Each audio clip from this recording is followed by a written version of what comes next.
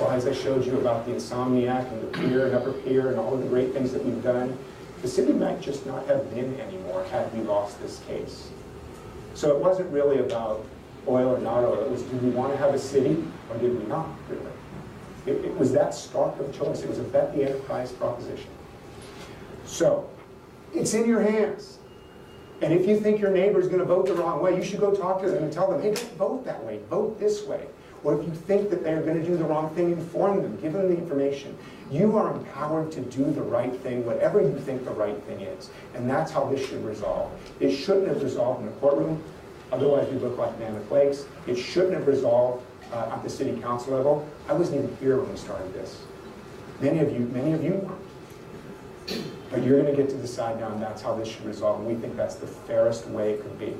So again, if you think somebody's going to make the wrong choice, talk to them about it. If you think your neighbor's going to screw you, go talk to them. That's the way that the whole thing is supposed to work. Okay. Wow, this got really dry. When did it get so? I'm normally pretty funny, I think, right? Oh, maybe I can redeem myself. So we found this video, and this is the last one, and then I'll take some questions. If y'all look on the note on your chairs, there are note cards. If you have questions, I'd ask you to write a question here and hand it to Matt, and I'll answer them if you have a few. So this is the video. We found it. Despite this, Tom's performance, we still hired him anyways, and when we had him perform for us, he was much improved. That's all I'll say.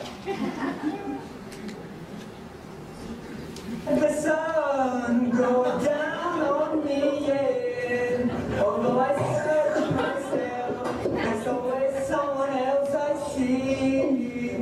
I just allow a fragment of your life to wander free.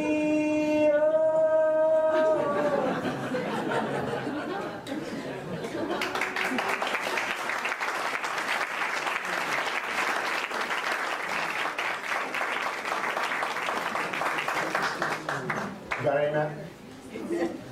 If you have questions, just write them out and just raise them up, and Matt or Maureen will come and grab them from you. Yeah. All right, kid, we got a few here. Surprising, we have a few oil questions for you. Okay, if the, I know this is a long process, but if the oil passes, who would decide where the profit goes and what percentage?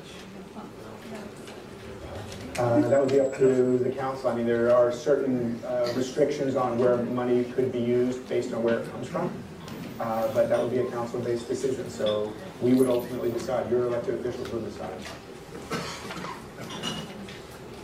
And why was it important for the council to remain neutral before the ballot? Before the EIR stuff?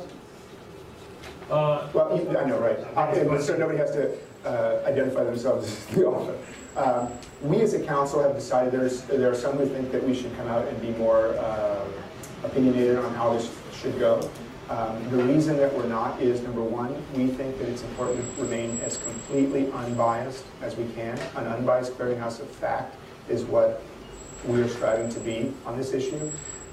And if we came out and showed an affinity one way or the other, we think that that would not help the rest of the community. The other thing that's important to remember is at some point we're going to have to vote on an EIR and certification of an EIR. And it would be problematic if we had already shown a predisposition one way or the other. That's what the lawyers call bias. And so we're trying as a council to remain unbiased as we can. Okay, and the last one here, I think probably just a refresher, a lot of people would know the answer, but if the oil drilling does not pass, what would happen in regards to city funds? There would be, there's a penalty clause if it doesn't pass of $17 million, $17.5 million, and that is payable, and we were very precise about this, that is payable in a commercially feasible time. What is that? I don't know. It's not 60 days, it's not immediate.